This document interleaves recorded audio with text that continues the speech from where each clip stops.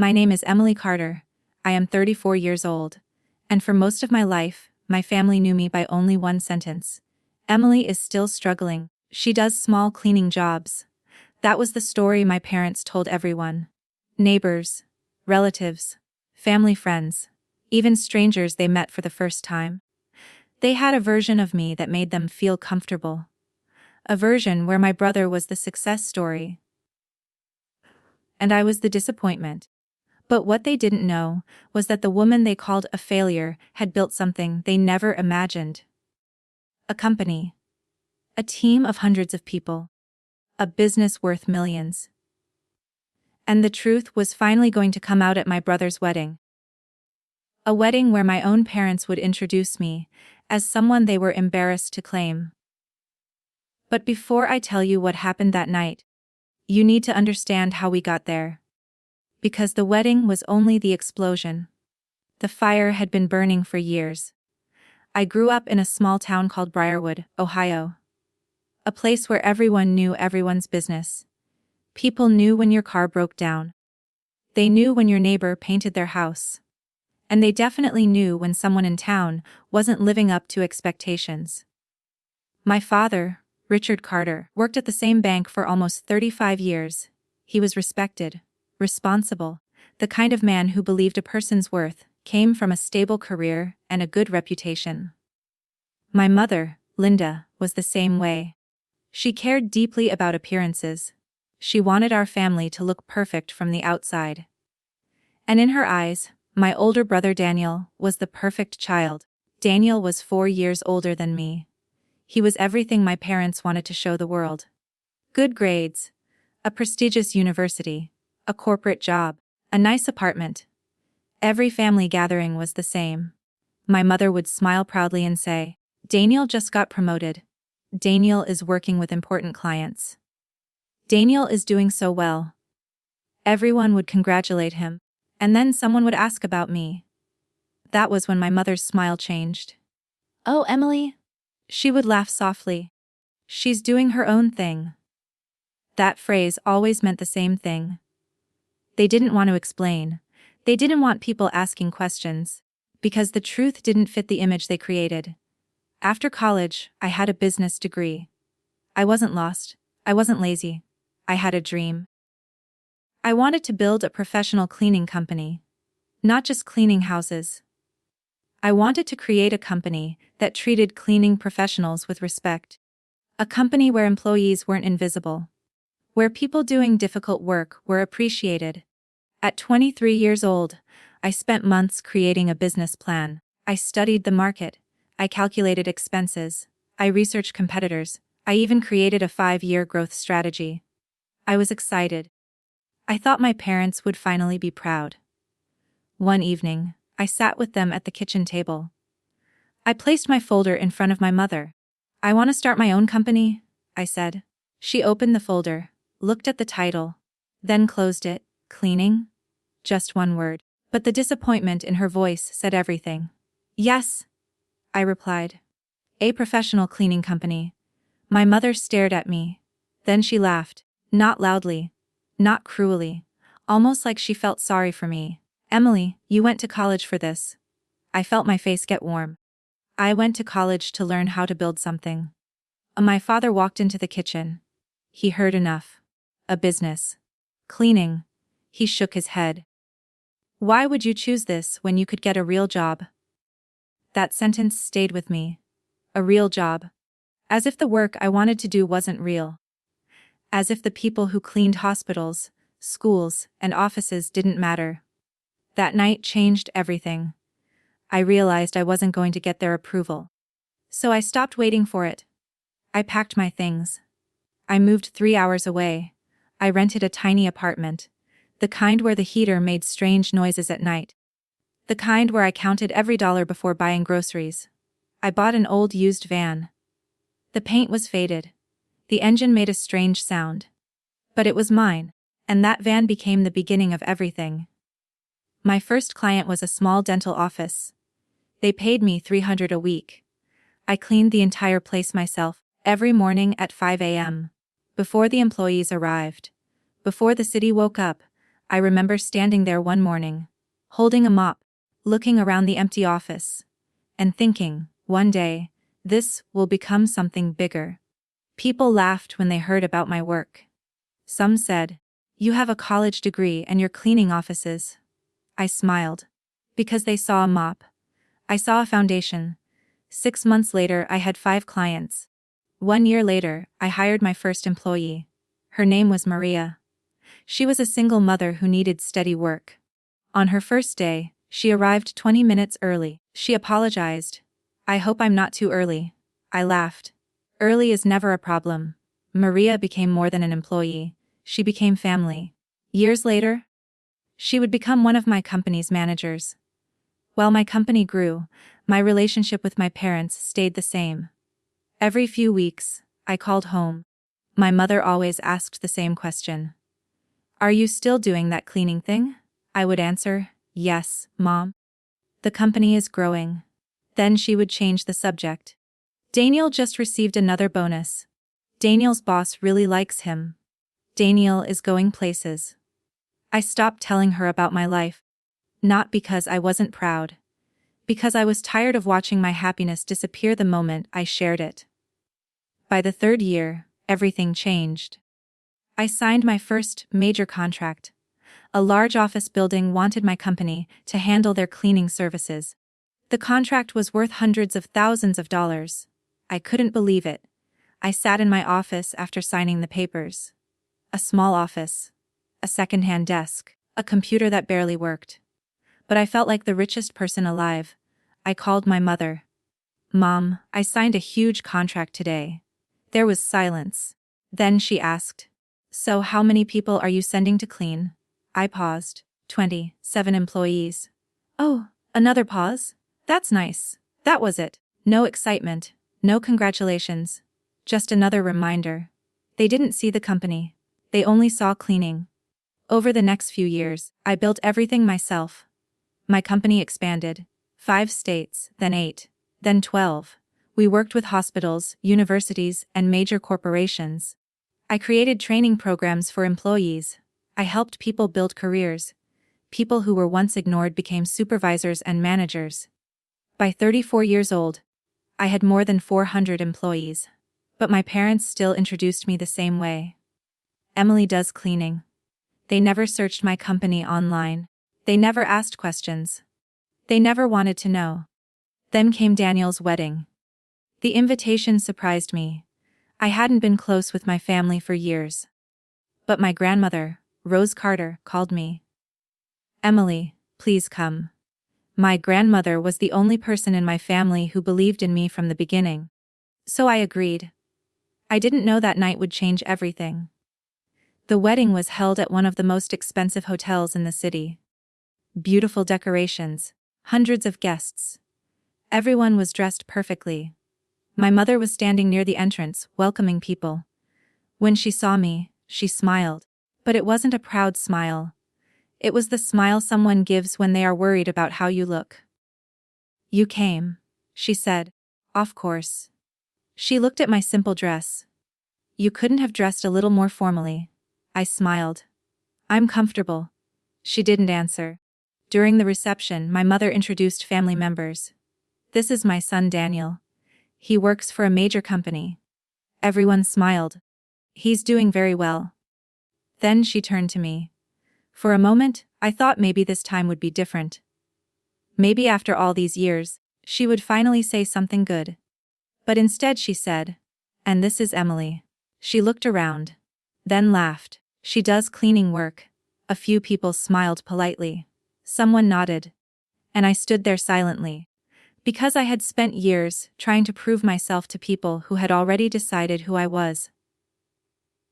But my mother didn't know something. Someone else was in that room. Someone who knew exactly who I was. Someone who had sat across from me in a boardroom. Someone who had signed one of the biggest contracts my company had ever received. And when that person heard my mother's words, they froze. Because they knew the truth. The room was filled with polite smiles. People looked at me the way they looked at someone they felt sorry for. My mother's words had done exactly what she wanted. She had reduced my entire life into 3 words. She does cleaning work. No explanation. No details. No mention of the company. No mention of the people who depended on me. No mention of everything I had built. I simply stood there and smiled. Because after years of hearing the same thing, you learn something important. Sometimes silence is the strongest answer. But then, someone at the other side of the room stopped smiling. A woman named Victoria Bennett. She was the CEO of Bennett Holdings. A successful businesswoman known across the state. And she wasn't just a guest at the wedding. She was one of my biggest clients. She had personally approved a multi-million-dollar contract with my company 2 years earlier. She looked at me. Then she looked at my mother. Her expression changed completely. "Wait, Emily." Everyone turned. My mother looked confused. Victoria slowly walked toward us. "Emily Carter." I nodded. "Les." She smiled. Then she looked around the room. "I think there is something everyone here should know." My mother's face changed. A nervous expression appeared for the first time. "Victoria, it's really not necessary." But Victoria gently interrupted. "No, Linda. I think it is." The room became quiet. Everyone was listening. Victoria turned toward the guests. "Emily is not someone who just does cleaning work." She paused. "Emily Carter is the founder and CEO of Carter Professional Services." Nobody moved. Nobody spoke. Victoria continued. "Her company operates in 12 states. A few people looked surprised. She employs more than 400 people." The silence became heavier. "And her company manages cleaning operations for hospitals, universities, and some of the largest corporate buildings in this region." My mother's smile disappeared. My father's face went pale. My brother Daniel looked at me like he was seeing me for the first time. Victoria looked directly at my parents. "You mean to tell me you didn't know?" No one answered. Because they couldn't. The truth was standing in front of them. My mother recovered quickly. She always did. She forced a small laugh. "Oh, Emily has always been private." She looked around. "She never really tells us much." I stared at her. Because that was the easiest lie she could tell. I had told them. Many times. But they never listened. Victoria tilted her head. "Private." She smiled slightly. "I remember when Emily came to my office for our first meeting. She arrived with a 50-page proposal. She knew every detail of her business. She knew every employee's story. She knew exactly what kind of company she wanted to build." Victoria looked at me. "That is not someone who hides her success. That is someone whose success was ignored." The words hit harder than anything else. Because they were true. My father finally spoke. "Emily, why didn't you tell us it was this big?" I looked at him. The question almost hurt more than the insults. Because it proved something. They weren't asking because they cared. They were asking because they were embarrassed. "I did tell you, Dad." He looked down. "I told you when I signed my first major contract." Silence. "I told you when I hired my first employees." More silence. "I told you when we expanded into other states." My voice stayed calm. "But every time I talked about my company, you changed the subject." My father had no answer. Because there wasn't one. Daniel walked closer. For the first time all evening, he looked uncomfortable. "Emily, I didn't know." I looked at my brother. The truth was complicated. I wasn't angry at him the way I was angry at my parents, because Daniel hadn't built the story. He had just believed it. "I know," I said. He looked down. I should have asked. That sentence surprised me. Because it was the first time someone in my family admitted their mistake. Not explained it. Not defended it. Just admitted it. Then my mother spoke. Her voice became emotional. "You have no idea how hard it was raising children." Everyone became quiet. I knew that tone. She was changing the story, making herself the victim. "I sacrificed everything for this family." I looked at her. "Mom, I know you sacrificed things." She stopped. "But you don't get to use your sacrifices as a reason to ignore mine." Her eyes widened. I worked every morning at 5 a.m. I cleaned offices when nobody knew my name. I slept in a tiny apartment. I struggled. But I never blamed you for my struggles. The room was completely silent. My grandmother Rose, who had been sitting quietly all night, finally spoke. Her voice was soft. But everyone heard it. Linda. Your daughter never needed you to make her successful. She needed you to be proud when she became successful. My mother looked at her, and for once, she had nothing to say. After dinner, I walked outside. I needed air. I needed a moment away from the noise. A few minutes later, Daniel came outside. Emily, I turned. He looked different. Not like the successful brother everyone admired, just a person. A person realizing he had missed years with his sister. I searched your company online. I smiled sadly. Of course you did. He shook his head. I can't believe I didn't know. I looked at the wedding hall behind him. You never asked. He nodded. I know. A long silence followed. Then he said, I'm sorry.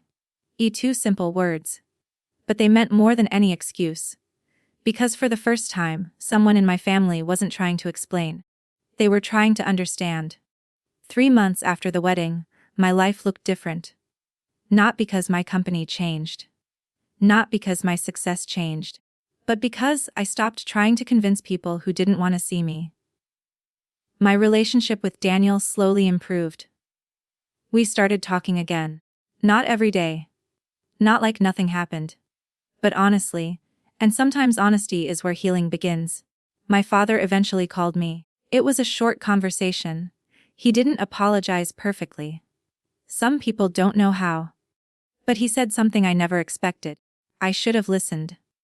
That was enough for me. Not because it erased the past. It didn't. But because sometimes people finally understand when they lose the ability to pretend. My mother took longer. Much longer. For months, she avoided talking about the wedding. She avoided saying my company's name. But slowly, things changed. Not completely. Not magically. Some wounds take time. Today, when people ask me about my company, I tell them the truth. Yes. I started by cleaning offices. Yes. I held a mop in my hands. Yes. I worked when nobody believed in me. And I am proud of that. Because there is no shame in honest work.